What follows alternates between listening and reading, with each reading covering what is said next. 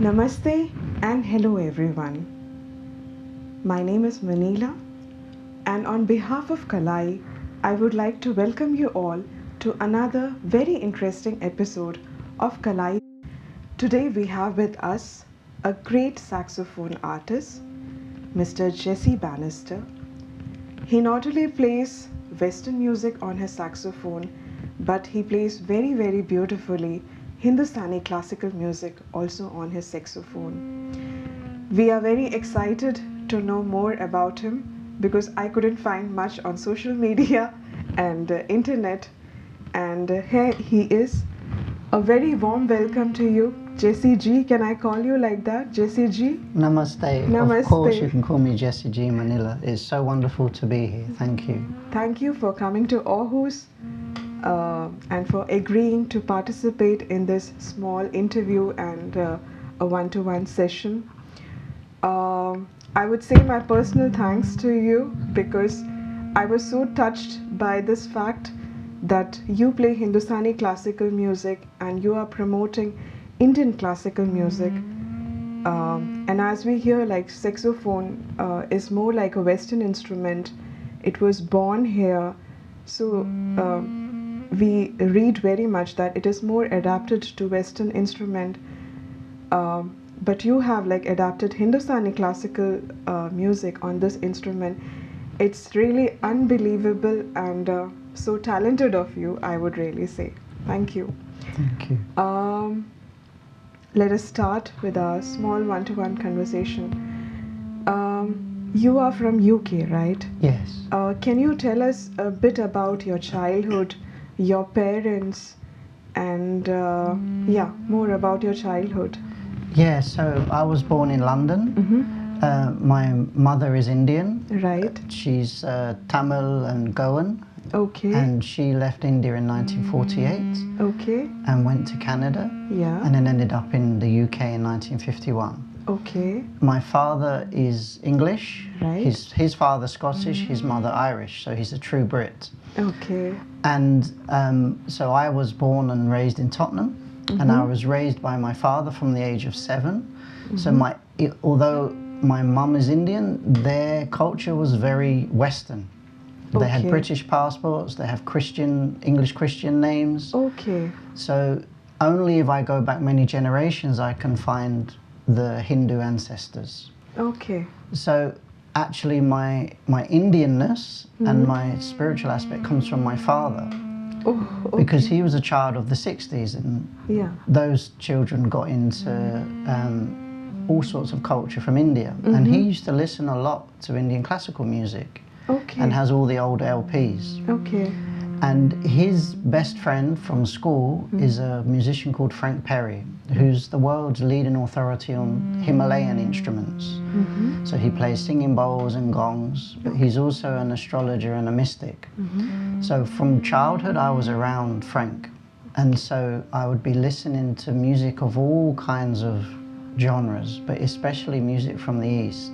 And which age are we talking about? Like how old were you at that time? From birth. From birth. Okay. So I was around Frank from birth, and his children are the same age as me, so we used to play with them a lot. And so there was always this conversation about music, because he'd come and play concerts, I'd go and listen to his concerts, and he also used singing bowls for sound healing. Okay. So straight away I was put into the of sound, of universal sound.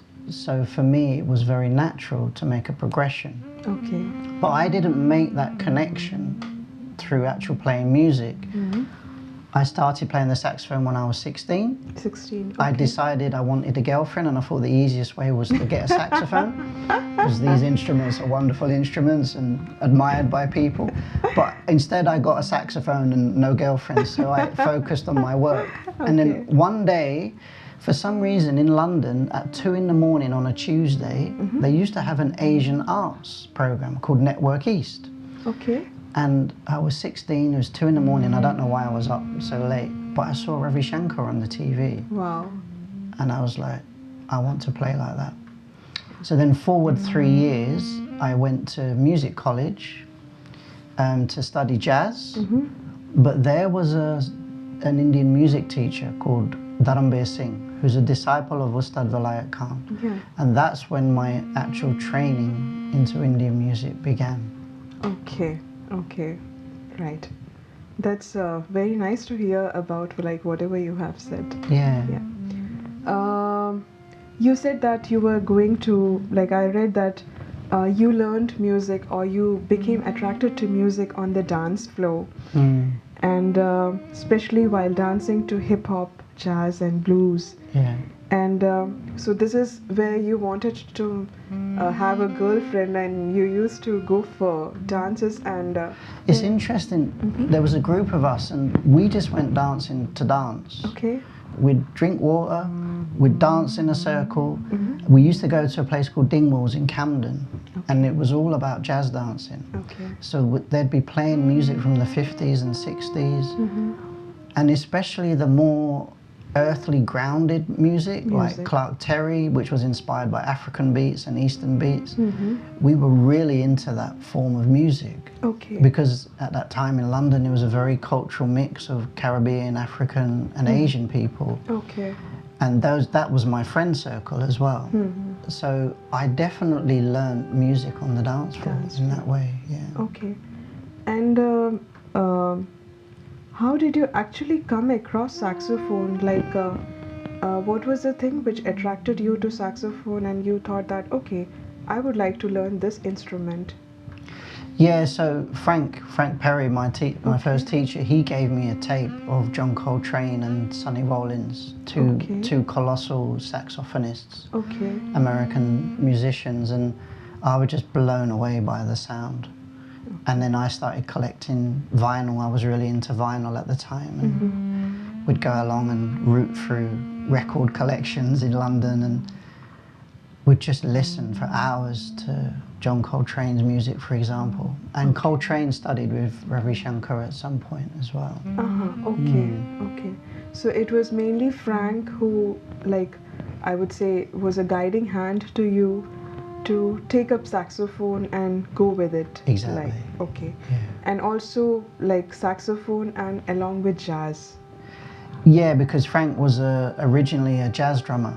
He used to play a lot of free jazz in the 60s and 70s with people like Evan Parker.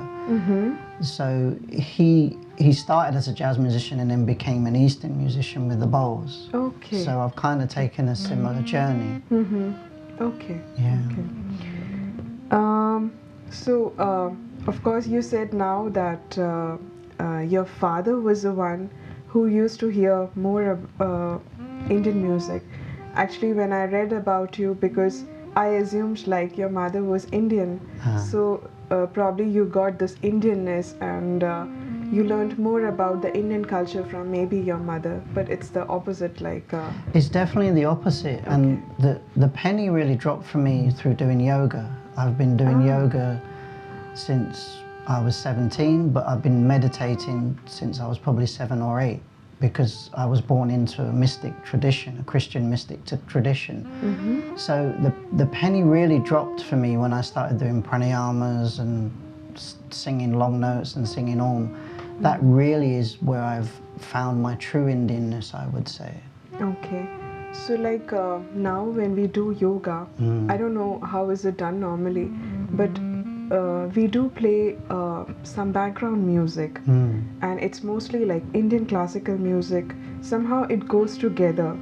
Was it the same with you also, like when you used to do yoga or meditation? Was there some music in the background, some Indian classical No, music? because that's Hatha yoga to me, and then there's pranayama, which is breath yoga, but then there's Nada yoga, which is the yoga of sound. And that's my main practice now. That's my main yoga practice now. Okay. So that's literally going into the depth of what sound is. Okay. And through studying various Upanishads and working alongside my current guru, who is K. Sridhar, a sarod player and 14th generation yogi himself. Okay. So I'm at the moment studying very closely these microtonalities called Shruti, and also trying to understand inner sound as well as outer sounds, because the foundation of Indian classical music is a Hat Nad, an anahat nad. Okay. So we just learn that as a concept when we were learning Indian music, but actually truly it's a practice Okay. to have this inner sound and this inner teacher that conveys. Actually, when we practice as Indian musicians, we're trying to unearth something. And if we're very much tuned in to this nad stream, we can actually pick up things and learn through sound. So the sound becomes our teacher. Okay. Wow. Very interesting, and looks like you're like very spiritual person. Well, that's all part of the tradition. There's quite a fashion at the moment of well-being, especially in universities and education. And you'll find in Western music you find a lot of nervousness and a lot of anxiety around performance, because the training system doesn't have well-being built into it, whereas in traditional Indian music, well-being is part of it, it's part and parcel of it. And a lot of the knowledge in yoga, whether it's pranayama, hatha yoga, nad yoga, is very useful for keeping us at peace, for bringing mental stability, but also making sure our body is functioning in the right way. Wow. That's like a very nice viewpoint which you have said just now, and people maybe in the Western world can also get inspired by this, what all you have said about spirituality and the inner sound and meditation, how it can help them also to get trained with music. And music should be for everyone. Exactly. And I think that's where we're going to anyway. If you look at all sacred ritual, it's all surrounded or encapsulated within sound. So when someone says a prayer or rings a bell or calls people, then there's that sound there too. Right. Yeah. So now I would really like to know, I mean, that was a main question which I wanted to ask you. That was about Hindustani classical music. How did that journey start? So you just said last that you met Dharambir ji. And how did it all start? Like, what was the time when you came to know that, okay, you are getting attracted towards Hindustani classical music? And So I was at a conservatoire in Leeds studying jazz, and I was fairly unimpressed with the jazz teachers. And then one day this teacher came in, said, very quiet, very humble guy, came in and said, if anyone wants to learn Indian music, I'm running a weekly class. So me and two others went to the class. The other 60 didn't bother. And slowly we started learning. We were sat on chairs as Westerners, wearing shoes, learning raag yaman. And after some time we realised, we have to take our shoes off, we have to sit down, and we have to start hearing the drone and understanding the sargam. And then within 12 weeks he'd trained us to do a 20-minute performance with a tabla player of raag yaman. And we already had musical skills. So Dharambir ji was very smart, because he realised he could take these musicians who were kind of complete in a way and guide them towards Indian music. And so that process started, and throughout my degree I was studying with Dharambir ji. And eventually I would go to his house, and then I would understand fully what the culture is of learning from a guru. So I would spend time with his family. Like I've spent time with Kaviraj. I've known Kavi since he was a child, and we now play music together. We share the stage together now. So this journey with Dharambir ji, luckily, he also introduced me to other teachers. So I learned from Pandit Rajan Sajan Mishra, from Pandit Ajoy Chakraborty, from Ustad Asad Ali Khan. That the first 6 months of my learning, I met Ustad Asad Ali Khan, and I'm learning from him in Leeds. And all of these, all of these blessings that I had, I did realize at the time the importance of them, because they were very challenging for me. And I never gave up. I never got to a point, because for me it was this challenge. I like to climb a high peak. I like the challenge, and I also like Indian music because of the depth of knowledge. Yeah, yeah. It's very... It's very rooted. Yeah. Yeah, that's true. Absolutely. Yeah. So because I studied with Dharambir, I learnt the sitar style. So I learnt the Gayakiyang, the Ustad Vilayat Khan style. Okay. But also at the same time, because he introduced me to vocalists, I would also learn the vocal style, the Khayal style. Okay. And then I'd listen to Bansuri players, so I'd be learning the wind instrument style. Yeah. And now I'm studying the Drupad style. Okay. So with my Guruji K. Sridhar, Okay. yeah, I'm learning the Drupad style. Okay. So these 6 months which you spent with Mr. Dharambir Singh ji and with other great artists, you were mostly focused towards vocals. Initially, the 6 months with Dharambir was just playing the saxophone. You And were then playing saxophone. my training with Dharambir was 10 to 12 years. Okay. And I still see him now as a teacher. And it was sort of later on where he introduced us to other artists, where we would spend a week or 2 weeks with them. Okay. And in 2000, I went and lived in Calcutta for 4 weeks. Okay. And lived with a sarod player. So I then learned sarod style of playing. Wow.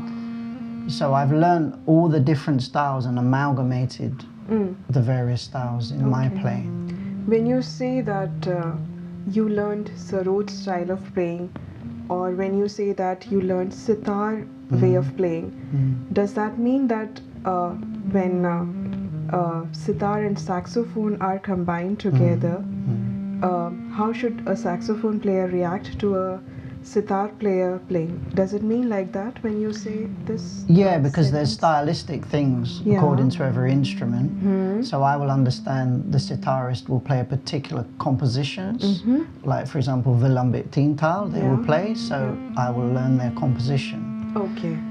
And obviously there's limitations of each instrument, so we can meet together at certain points and then we can also diverge. So you can hear this wonderful long notes of the saxophone and then the intense mean of the sitar. Okay. And in fact there's a famous recording, isn't there, with Vilayat Khan and Bishmala Khan, which is sitar and shenai. Yeah. And I used to listen to that as a child. Okay. So that was already in my consciousness. Okay. So in a way, it's the dialogue which is interesting, because you've got essentially a masculine instrument in the saxophone with a more feminine instrument with the sitar, because of its relationship obviously to Saraswati and this curvature. So it's really nice to see that contrast.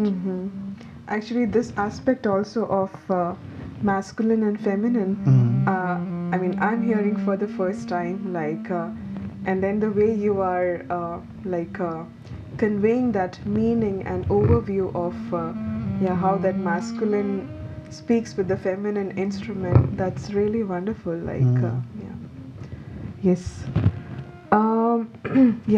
Now we would like to know a bit more about saxophone. Okay. Its structure, like how is it made of, and also there are many different types of saxophone.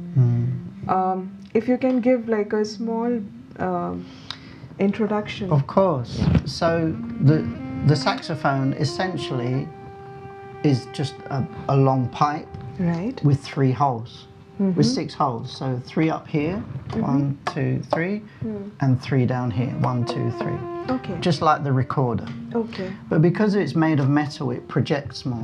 And all these keys on the side are just chromatic and incidental keys.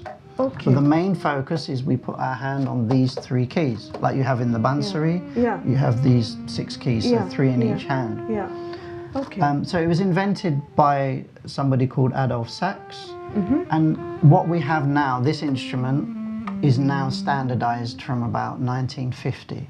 1950, okay. So there are mainly 4 saxophones. So there's a baritone, a tenor, this is an alto saxophone, and then a soprano. Soprano. So SATB, like the choir you have in choir or a string quartet.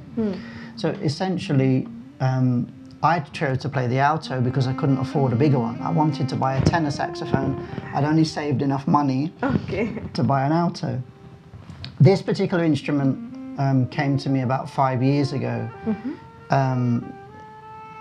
originally, so in the West, when they fought in the war, in World War II, Yeah. they decommissioned all of the church bells to turn them into tanks. Okay. And then when the war finished, Yeah. Selma, who made this saxophone, bought the tanks and then turned them into saxophones. Wow. So this has been a church bell, a tank, and now it's a saxophone. Okay. So the idea is that when you remove all the keys, Yeah. the actual saxophone resonates like a bell. Bell. Okay. And this actual part of the saxophone is actually called the bell. Okay. Yeah. That's nice. Okay. Yeah. And originally the instrument was seen as a comedic instrument. It was seen as a clown instrument. It was laughed at until around the 1920s, 30s, when black jazz musicians in America started picking it up. Mainly Sidney Bechet, he was the person who promoted it first. Okay. And then musicians like Charlie Parker and then Coltrane really made this a prominent instrument. So it's actually very young in that sense. In that sense, yeah. Yeah. Yeah, I was also like reading about like how it was introduced to India, and then there were some articles, because there are many things which are not known, but then it turned out that there was this Turkish guy who came, who was, I think, living in France, Okay. and there was some revolution or something which happened there.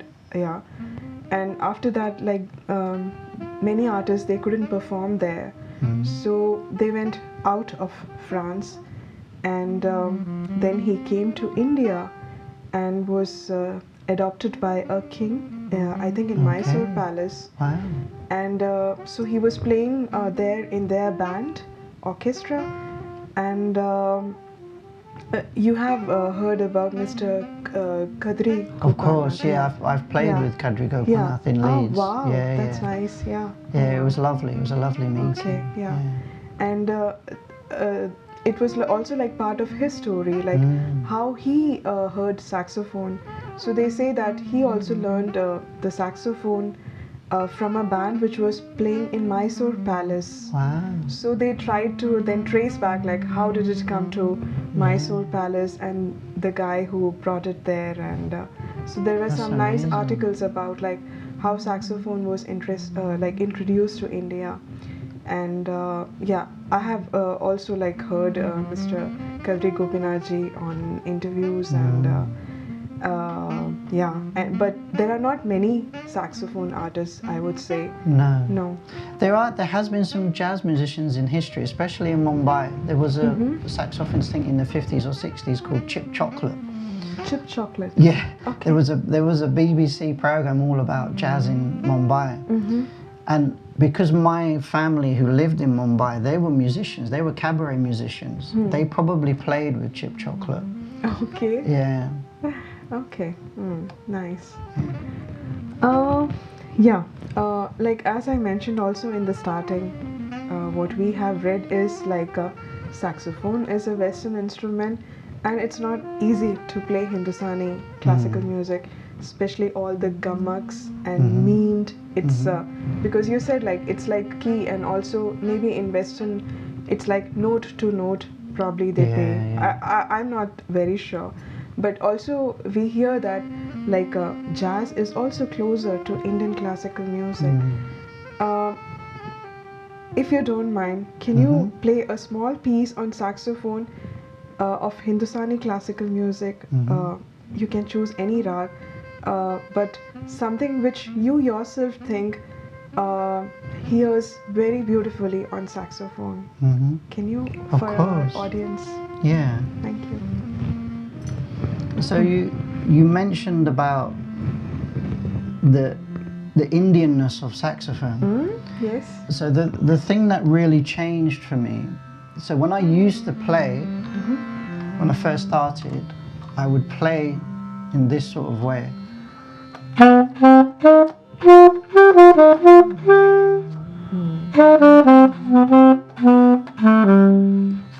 The notes are correct, Yeah. but they're not alive. Yeah. They're not alive, yeah. But when I started learning from vocalist or singing myself, that's what changed. Yes. So, for example, we have.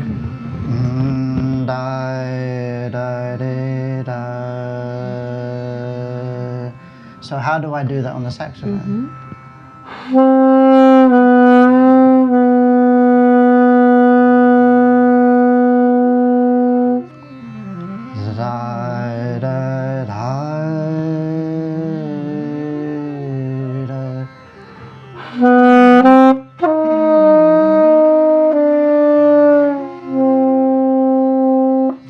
Sa ni sa ga ma pa.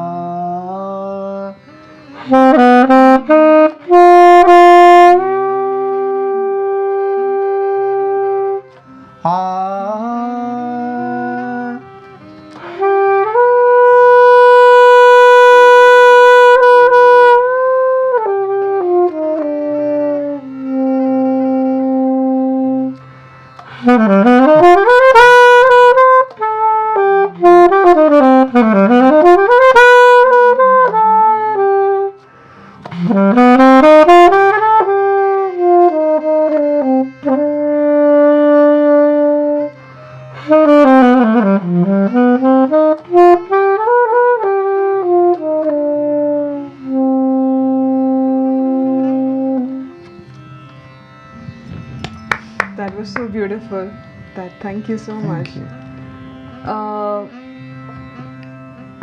Apart from the complexities of playing Indian music on saxophone, what were the linguistic challenges? Because you speak English. Yes. And you lived in Calcutta also, you said, and you interacted with so many artists in your first 6 months and maybe more, and you are doing up till now. And I could understand yesterday that you can also understand a bit of Hindi, but this might also be a big challenge for you, right? Or how was it? I'm not very good with language in general. Okay. I've tried to learn other European languages and really struggled. Okay. Although in the last 3 years I'm studying a little bit of Sanskrit, which has been really nice. Yeah. Because I've been reading a couple of Upanishads and really enjoying the actual vibration of the language. Okay. I mean, I can remember being in, say, Kolkata or Gujarat for, say, a week or two and not saying anything because I'm not understanding the language. But then I realized I just listen to the melody and rhythm of it. Okay. And so I just pick up the vibration of it because I know I'm not going to remember it. My language skills are not the best. Okay. So was it challenging, or all the gurus from whom you learned, they were good enough with English and communication? So was it easier for you? I was just there to learn sound. Okay. So, for example, one teacher I learned from, Pandit Ravi Chakraborty, who's a sarod player. Yeah. When he used to teach me, he'd just lie on the bed, I'd sit at his feet, and he'd just be like, so if he's teaching me Brindamani Saranga,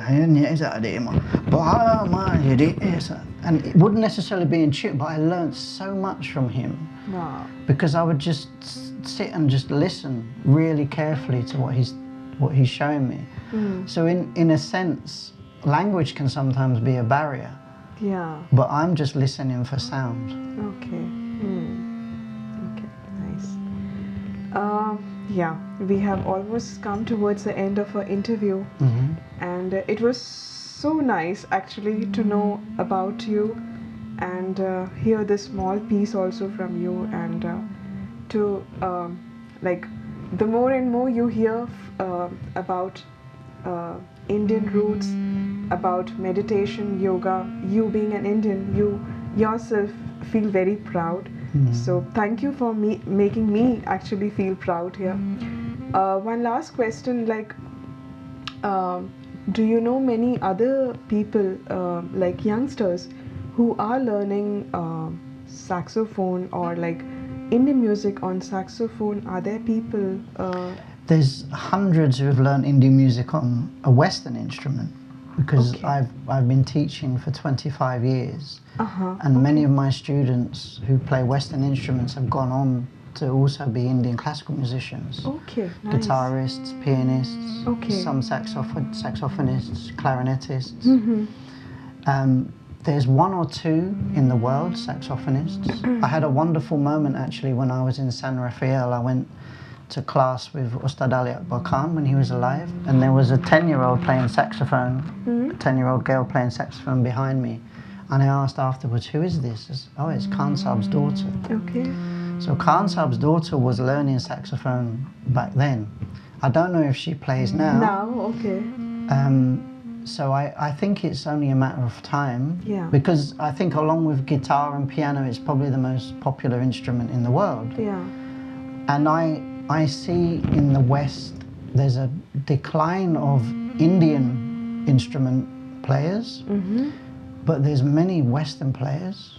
So for me, the popularization of Indian music again in the West can happen through Western instruments. Okay, right.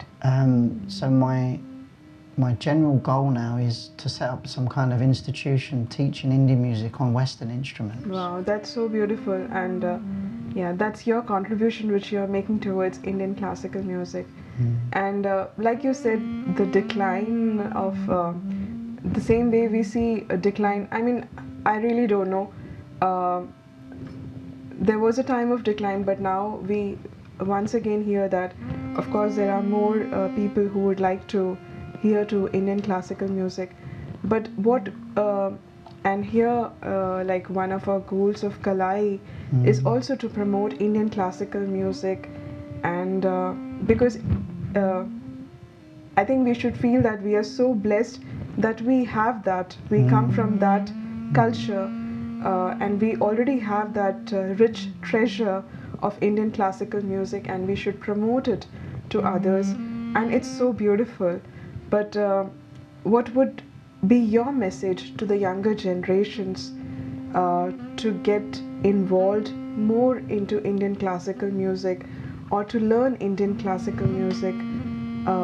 What will be your message or your idea? Yeah, I think my message specifically towards Western instrument players is the depth of knowledge. When it comes to melody and raga and different scales, we're talking such a deep knowledge. Yeah. Whether it's the Melakart system or so many systems in Indian classical music.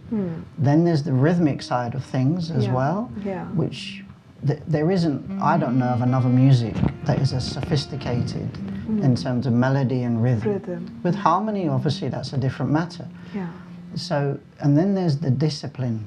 The discipline that Indian music gave me really trained my hand properly and then connected my voice to my music as well. So that's more of a devotional thing, I would say. So I think Indian music can give us something for our general lives, but also if we want inspiration as a composer or musician or improviser from the West, there's so much there. Okay. And we have to remember we're connected to this music through ancient Greek music. So Greek modal music and Indian music share a lot of similarities. And so I don't think it's very difficult for Westerners to come to Indian music. Okay. We feel quite at home when we're there, to be honest with you. Yeah. Okay. Well, thank you for this message, and thanks a lot for coming to Aarhus and for giving this interview. And we are very excited to come to the concert, which is like just 2 hours away today. And thank you everyone.